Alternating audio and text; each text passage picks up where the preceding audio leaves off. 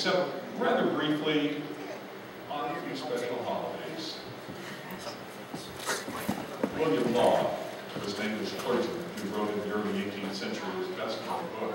It was called A Serious Call to a Devout and Holy Life, and it's one of the classics of the Christian faith. It's a book you can put on the same shelf with Steps to Christ and Pilgrim of Progress and some of those great writings of the Christian faith. And what, according to William Law, is the most essential element of a devout and holy life? Quote, "What do you know who is the greatest saint in the world? It is not he who prays most or fasts most. It is not he who gives the most alms, or is more eminent for temperance, chastity, or justice. But you know who it is? It is he who is most thankful to God." Gratitude is the missing ingredient in most Christian life. I am absolutely convinced. Do you realize that every time Jesus handles food, he gives thanks? Breaks bread for the 5,000, he gives thanks. At the Lord's Supper, in every telling of it, Jesus gives thanks. Every time. There are almost as many instances of Jesus giving thanks as there are of him praying. But of all the benefits that to the Spirit that faith can confer upon us, the one we make least use of is gratitude. We may well be living good, wholesome lives. We may be praying, practicing charity and generosity, living by high moral standards, doing good to others, being just and kind to others, good things, all of them. And I think most of the Christians I know do practice all of those good graces. But I want to tell you folks that without intentional, purposeful, specific gratitude, something is missing that will keep us from a complete Christian experience. You hear me? Amen. Amen. Now, I think I know why gratitude is so frequent. It is so frequently overlooked. For one thing, we go through life painfully aware of our needs. We know all the things that are wrong with us. We feel the pain of our health problems. We know about our money problems. We struggle over our work and our ability to have enough time to get things done. We know our character flaws. We know our shortcomings.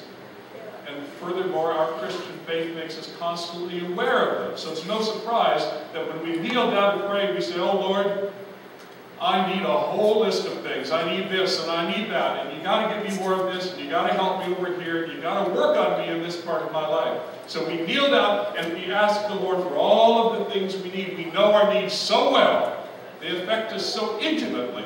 We feel so powerless, and we know God is so powerful. So we spend all of our time in prayer letting him know what we need and what we want.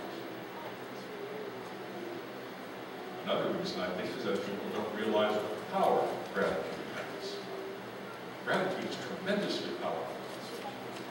Very powerful.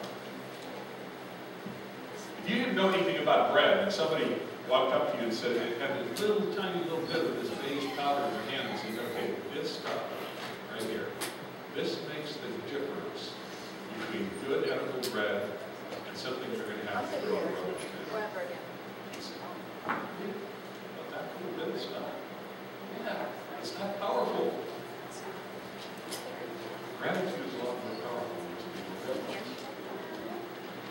Gratitude, you see, has been generally in our culture downgraded to courtesy.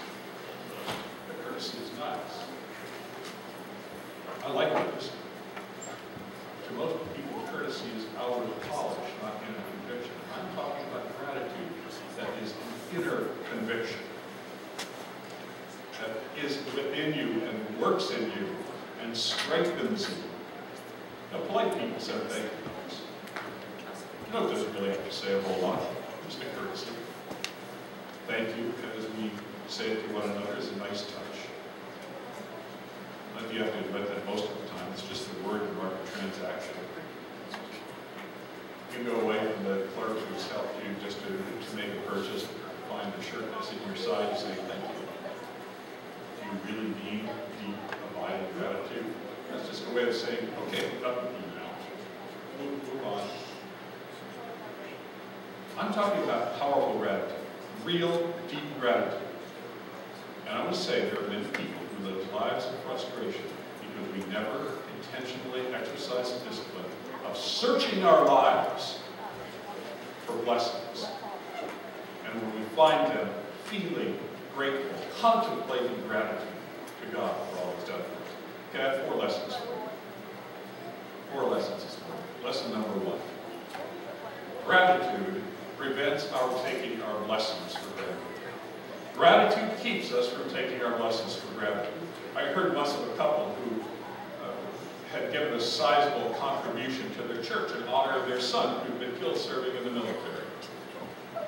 And when the announcement of this generous contribution was made from the pulpit on this particular morning in church, another woman turned to her husband and whispered, "Let's give the same amount in honor of our son."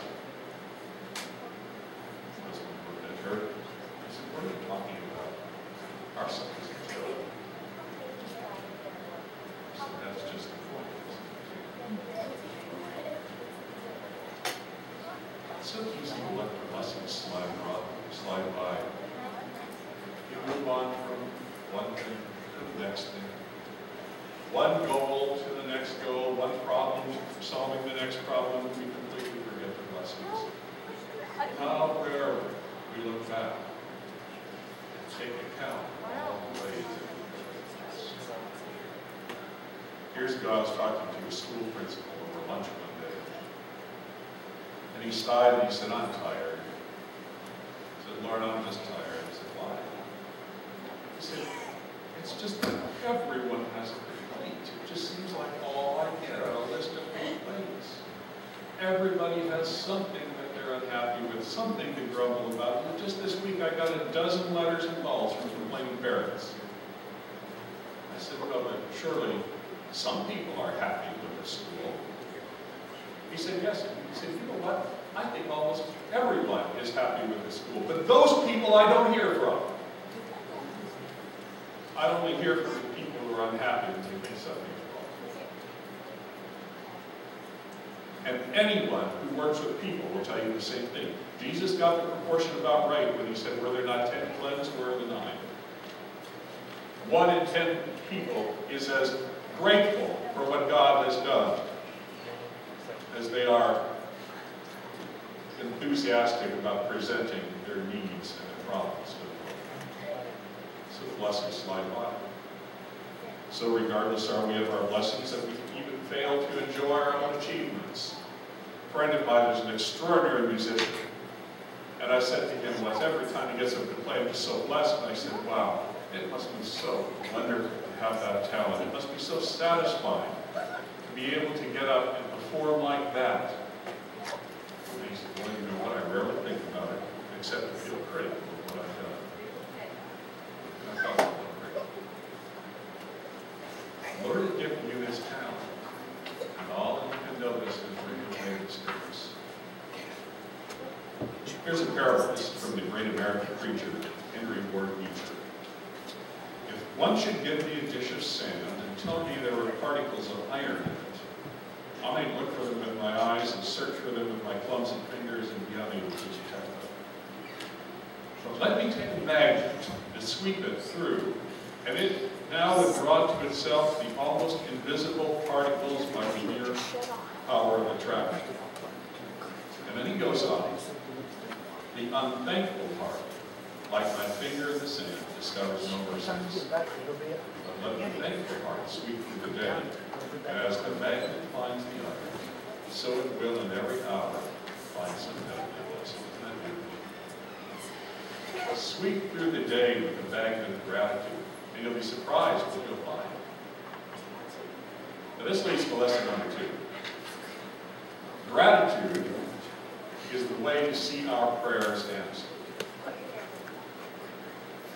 As I said, generally our prayers are about our needs, but how many people, when they have devoted hours, sometimes years, praying for help, actually sweep the magnet of gratitude through their lives to see what God has done for them? Suppose you walked into a shop one day and you look around, there's shelves everywhere, display cases, but there's almost nothing left.